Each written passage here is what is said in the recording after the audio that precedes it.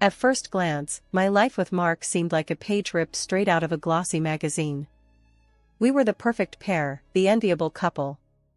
I, Monica, the diligent accountant, and he, the dashing new head of the department. Our story began at the office, where quick chats by the coffee machine blossomed into a whirlwind romance. "Can't believe my luck," Mark would often say, his arm wrapped around me. "From colleagues to life partners. It's like we were meant to be." I'd smile, nod, and play along. Yeah, who would have thought? The dream team, both at work and home. But as the pages of our story turned, the dream began to show its cracks. After we moved into my personal home, Mark's true colors started to seep through the facade of the perfect husband. He wanted the traditional setup, him, the breadwinner, me, the housewife. "It's how it should be, Monica," he'd insist. "My mom did it, your mom did it. It's tradition." I wanted to argue, to say that times had changed, but I swallowed my words. The prospect of starting a family, of building our little world, was too tempting. So, I hung up my accountant's hat and embraced the role of a housewife, blissfully unaware of the storm brewing on the horizon. The first drops hit when I noticed the trail of socks and underwear Mark left around the house. "Seriously, Mark? Am I married to a man or a centipede?" I joke, trying to keep the mood light. He'd laugh it off, clueless or indifferent to the chaos he was creating. "Come on, Monica. It's just socks. No big deal." But it was a big deal.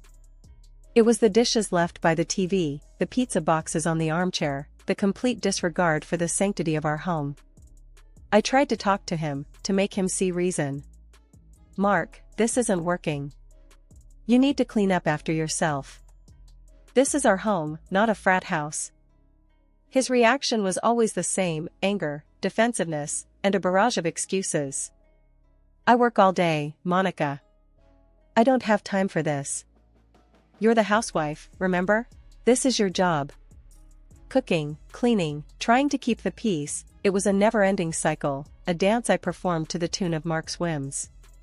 But beneath the surface, resentment simmered, a silent scream against the life I was trapped in. Life with Mark's parents felt like a constant invasion. They had this way of just storming into our house, their presence as subtle as a sledgehammer. They never bothered to call ahead, they'd just show up, expecting to be fed and entertained. One afternoon, I was caught off guard by the sound of the doorbell. As I opened the door, there they were, Mark's parents, bags of shopping in hand, looking like they'd just claimed victory in some sort of retail battle. "Well, aren't you going to invite us in, Monica?" Mark's mom, Judy, asked with a tone that brooked no argument. I managed a weak smile, stepping aside. "Of course, come on in."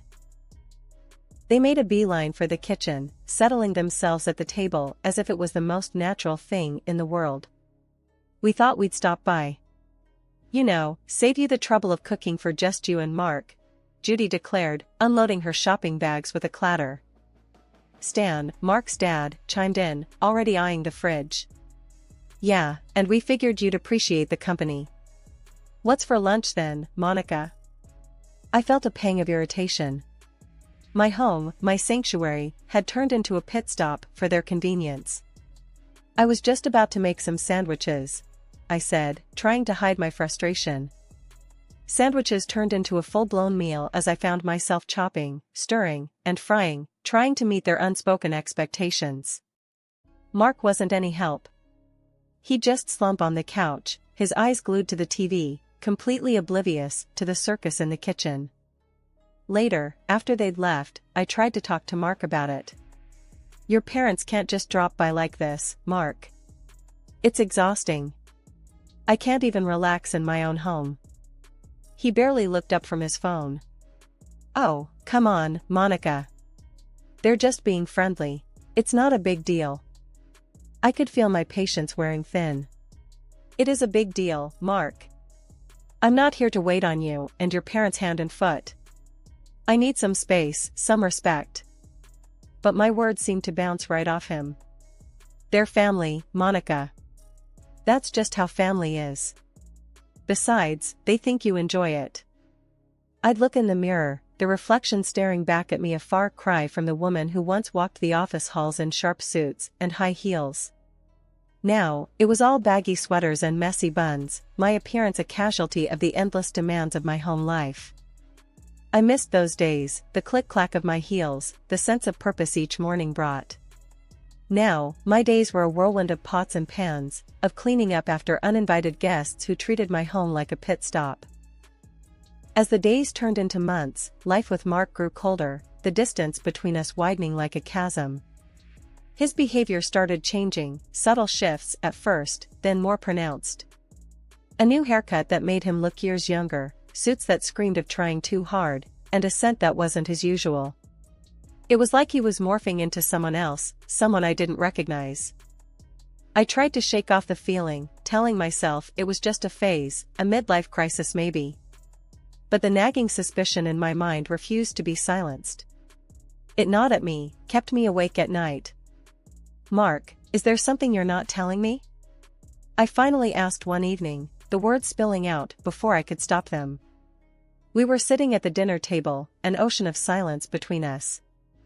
He looked up, startled, like he'd been caught off guard. "What do you mean, Monica?" "I'm not hiding anything." But his eyes, they darted away too quickly, his words a little too rushed. "It's just, you've changed, Mark. The clothes, the perfume. It's like you're a different person." He let out a forced chuckle, but there was no warmth in it. "Come on, Monica. A man can't spruce himself up?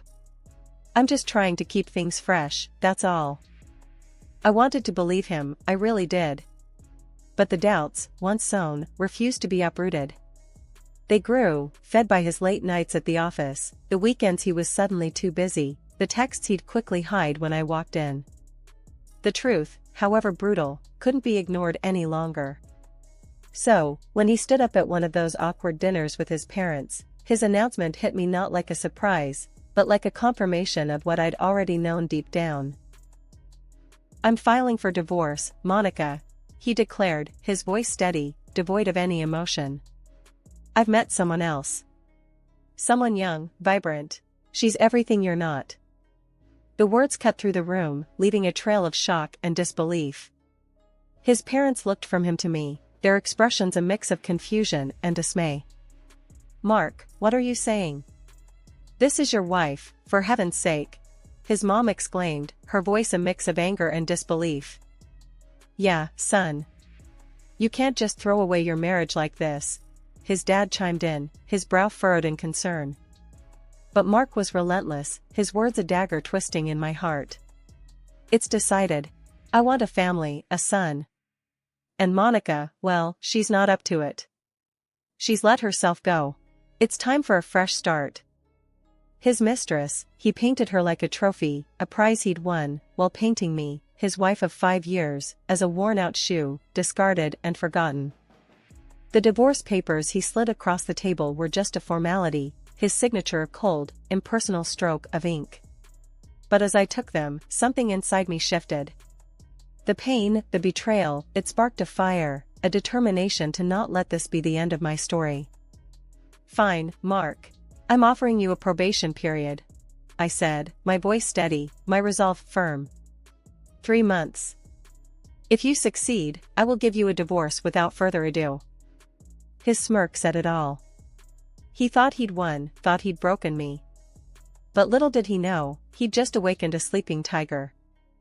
Mark packed his things, his smugness almost tangible as he prepared to move in with his mistress.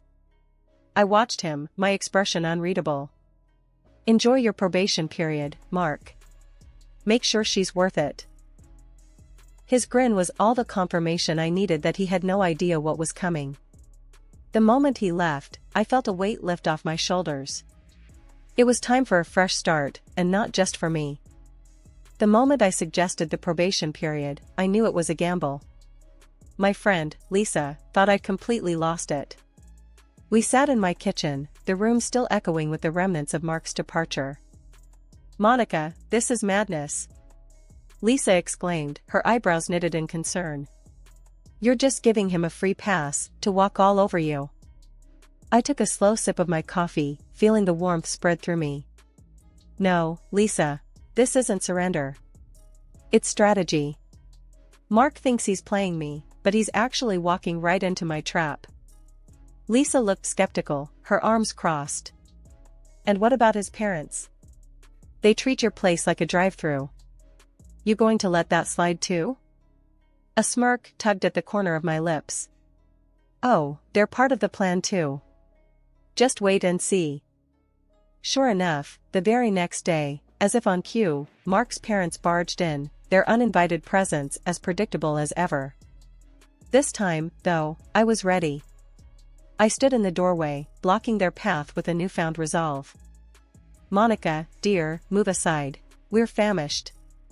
Mark's mom, Judy, declared, trying to push past me. Not so fast, I said, standing my ground. You're both on a 3-month probation period, just like Mark. The confusion on their faces was almost comical. Probation period? What nonsense is this? Mark's dad, Ron, blustered, his face turning a shade of red I hadn't seen before. You heard me, I continued, my voice calm but firm. It's time for some ground rules. My house isn't a diner, and I'm not your personal chef. Respect that, or find somewhere else to eat. Judy's mouth opened and closed, like a fish out of water. But we're family, Monica. You can't just. I can, and I am, I interrupted, the power of taking control surging through me. Family or not, everyone needs to respect my space. You've had a free pass for too long. Ron looked like he was about to argue further, but Judy placed a hand on his arm, a silent signal. They exchanged a look, a silent conversation passing between them. Finally, with a huff, Ron nodded. Fine, Monica. We'll respect your probation period, he grumbled, the words clearly leaving a bitter taste in his mouth.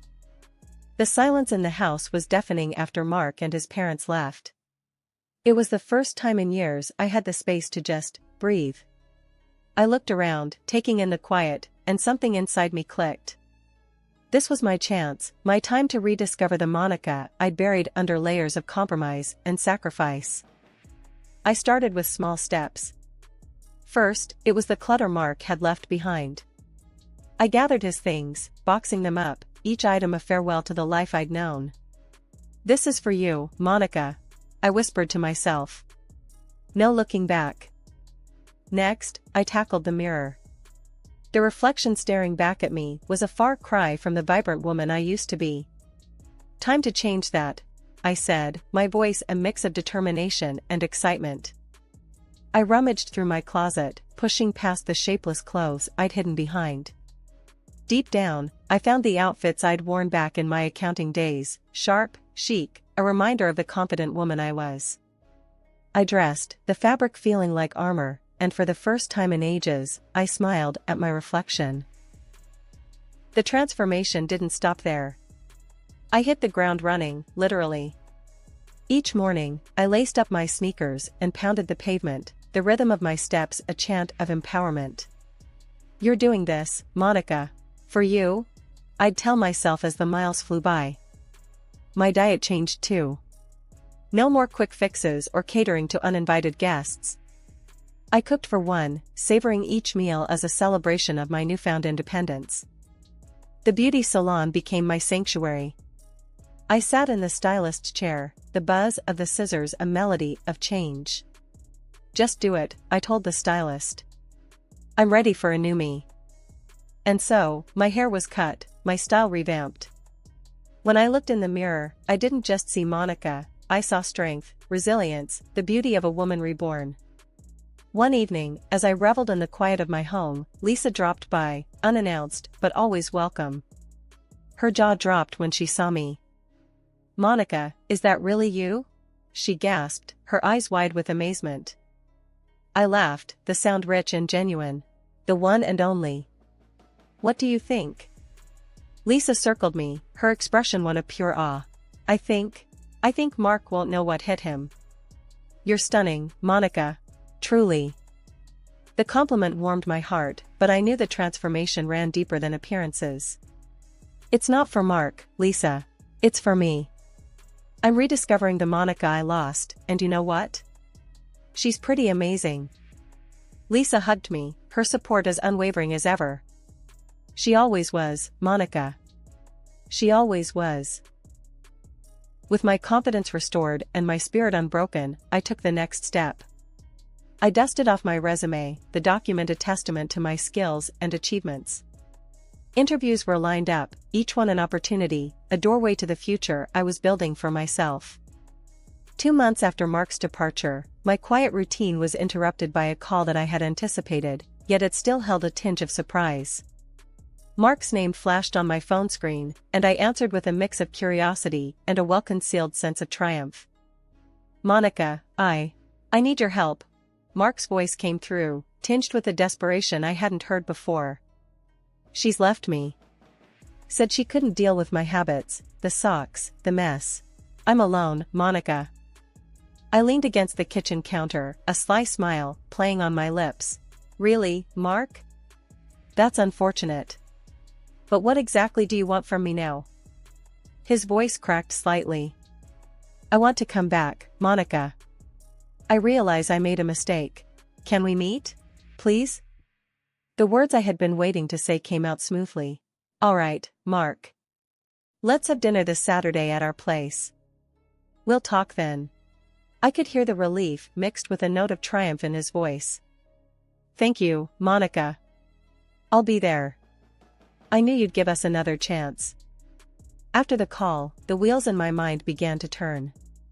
This dinner would be more than just a meal, it would be my stage.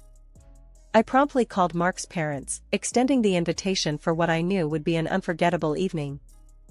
Judy, Ron, I thought you should join us for dinner this Saturday. Mark will be there, I said, my voice steady and inviting. Judy's response was quick and enthusiastic. Oh, Monica, that's wonderful news. We've been so worried about you too. It's about time things went back to normal. Ron's voice rumbled through the phone. Yes, we're looking forward to it, Monica. It's good to have the family back together. Little did they know that normal was the furthest thing from what this dinner was going to be about. I spent the next few days planning not just the menu, but also how I would articulate the newfound clarity and strength I had garnered in their absence. Saturday arrived, bringing with it a moment I had anticipated yet dreaded. The doorbell's chime echoed through the house, a herald of the impending confrontation.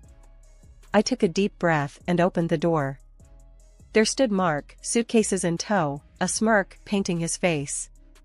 Behind him, Judy and Ron loomed, their expressions a mixture of hope and silent expectations. I knew you'd come to your senses, Mark said, his voice dripping with a misplaced confidence as his eyes roamed over the new me. Wow, Monica, you look incredible. See, I told you she'd come around, he said, turning to his parents with an air of triumph. Judy chimed in, her voice tinged with relief. Oh, Monica, we're so glad. It's about time things got back to how they were. I motioned for them to sit, my demeanor calm but firm. Please, let's settle down. We have much to discuss. As we gathered in the living room, an awkward tension hung in the air, thick and palpable. Mark, with a misplaced sense of victory, took the lead. Monica, I can't tell you how good it is to be back. I've missed us. And you've really changed. I met his gaze, my own unwavering. I didn't change for you. I changed for me. Mark, what you're seeing isn't a welcome back. It's a goodbye. The shock on his face was mirrored in his parents' expressions. Judy's hand flew to her mouth, and Ron's brow furrowed in confusion. What do you mean, Monica? Judy managed to ask, her voice a quiver of disbelief. Mark left because he thought he'd found something better. But life outside wasn't what he expected, was it? I said, turning my attention back to Mark, who seemed to shrink under the weight of my words. It's not like that, Monica. I realized I made a mistake. That woman, she was nothing compared to you. She left because she couldn't handle, well, the things you always took care of. Mark stuttered, his bravado fading with each word. You mean your mess, your irresponsibility, I corrected him sharply. And now you think you can just waltz back in here, back into my life? Judy interjected, her voice laced with desperation. But Monica, he's realized his mistake. Can't you give him another chance? No, Judy. A mistake is forgetting to pay a bill, not destroying a marriage. And Ron, you both need to understand that my home is not your convenience. I continued, addressing each of them, making sure my stance was clear. Ron, who had been silent, finally spoke, his voice a low rumble. But we're family, Monica. Family sticks together. That's just it, Ron. Family respects each other. Mark disrespected our marriage, and you both disrespected my home. That's not family, that's taking advantage. Mark, now fully deflated, made one last plea. Monica, please, I have nowhere else to go. I'll change, I swear. I stood up, my resolve as solid as ever. It's too late for promises, Mark. We're done. And as for having nowhere to go, that was your choice when you left. I've moved on. You gave me these divorce papers, I said, holding them up. And I signed them. We've been officially divorced for 2 months. The room went silent, the shock palpable in the air. Mark's parents looked from him to me, disbelief written all over their faces. You're divorced? Judy finally managed to say, her voice barely a whisper. I nodded. Yes, and now, I'd like Mark to collect his things and leave my house. And Judy, Ron, I wish you well, but from now on, my home is my own, I declared, the finality in my tone broking no argument. Mark was grasping at straws now, desperation clear in his voice. Monica, please, I made a mistake. I'll change, I promise. I'll clean, I'll cook, I'll do anything. But my decision was firm. It's too late, Mark. It's over between us. And just so you know, I got a job as an accountant while you were away. I don't need you to take care of me. He was floundering, his pleas becoming more frantic. But Monica, you can't do this. I have nowhere to go. That's not my problem anymore, Mark.